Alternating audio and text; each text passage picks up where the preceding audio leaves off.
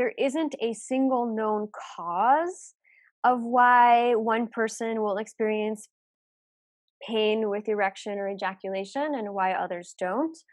There are many theories, but none that have been entirely discovered. So in my clinical practice and the research that I have done and read up on, there are things like direct trauma to the tissues, whether from sports injuries or whether from sexual activities or explorations. Again, not saying that these are bad things to do or to avoid, but it might just be the trigger, the catalyst to sensitizing these tissues, the neurovascular tissues and the tissues in general, in this area.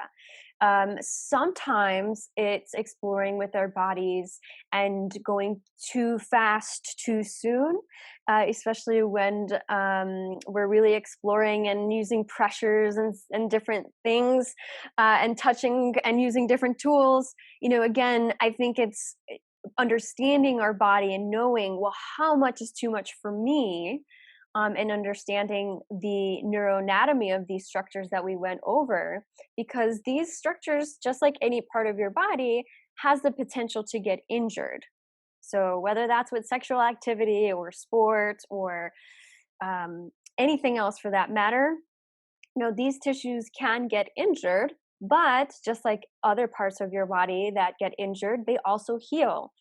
Again, I think where we miss the boat, as clinicians, or educators, is that this information is not out there to the general public, and there's a lack of education about, well, what should we do if this is what happens to our body, and how do I go about handling this, and who do I even go see?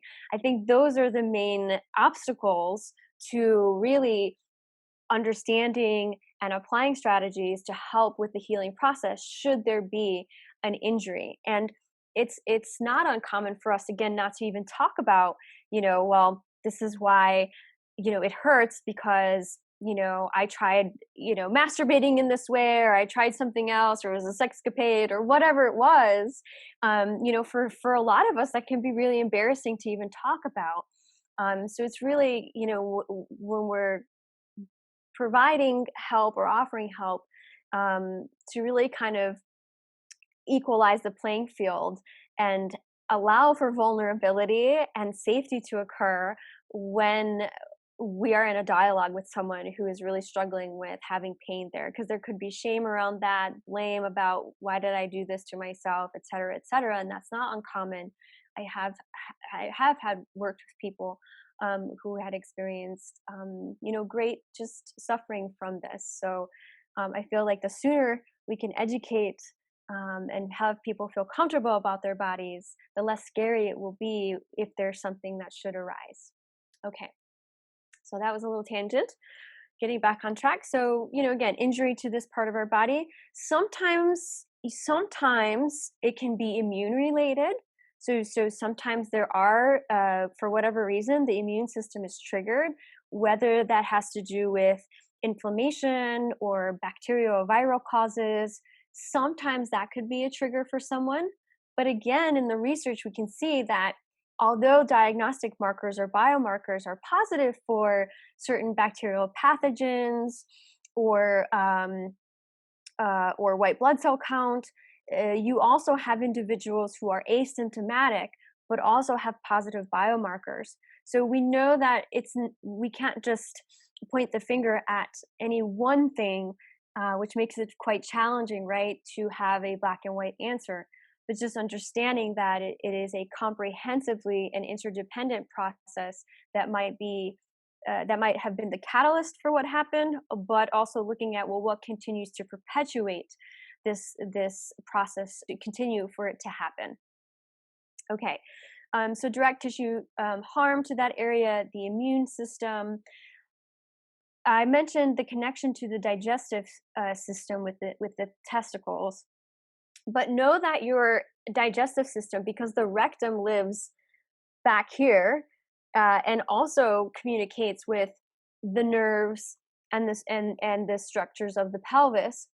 And in fact, I forgot to mention, But the nerves that you saw in the other pictures, they also have not only they're not only sensory in nature or somatic, meaning they innervate muscle and allow you to feel here or give you the perception of feeling, but they also have fibers that are autonomic nervous system. And what that means is that those nerve fibers will communicate with the bladder, the prostate, and the rectum. So it's not uncommon. Again, we can't really say what came first, the chicken or the egg.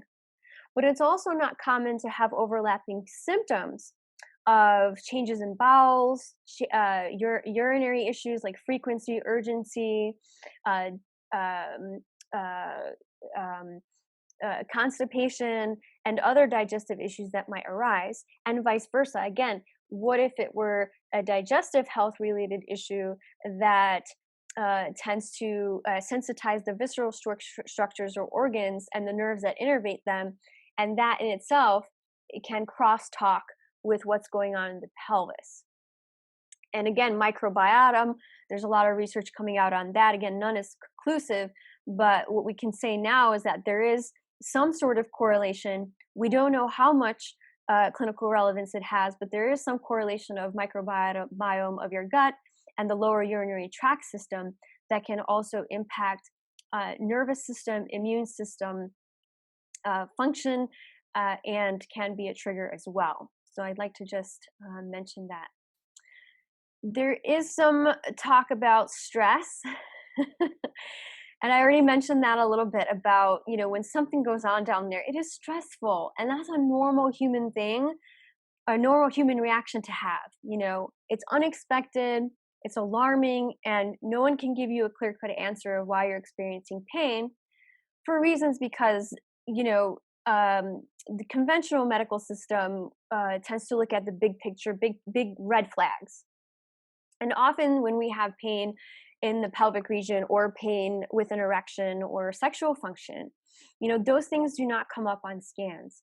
And so then you have no answers for what's going on for you. And we're not again, it's not typical or common for a health provider, especially the initial ones that you see, like your primary care physician or even the urologist, to take the time to explain to you perhaps other intricacies and reasons for why you're experiencing pain here. And again, no fault to them. They have a set of tools, and they're helping you with what they know to help you, and that's great, because if there is an underlying infection or something serious going on, we certainly want to address that. But if there isn't and everything's coming out clear, then we certainly want to start to have a conversation around, here's what could be happening. You're not going crazy. What you're experiencing is very normal, and there's something that we can do about it to help your situation. And I think that's the most important piece of information there, is that it doesn't have to be permanent. You can help yourself, and you can feel better in your body. So we have to really work with the emotional aspects of what's going on for someone who has pain in this part of their body within a very important function like sex. Okay.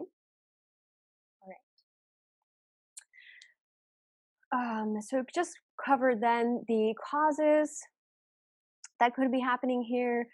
I did mention stress. I just remembered why I talked about that. I did mention stress. Now, some will ask, there's some stuff out there that says, oh, stress causes this. Stress is a physiological reaction. We all experience stress. It's not a bad thing. Actually, some stress is really good for us as far as resiliency and adaptability. But if there is habitual patterns that we find ourselves in, like tensing, you might feel that in your shoulders, you might feel that in your jaw. For some people, they have tension in their pelvis. Again, for whatever reason, it lands in their pelvis. And again, just being aware of coordination, squeezing, releasing, and really working with this part of your body to help kind of mobilize tissues in the area, decrease the sensitivity, and create safety and control.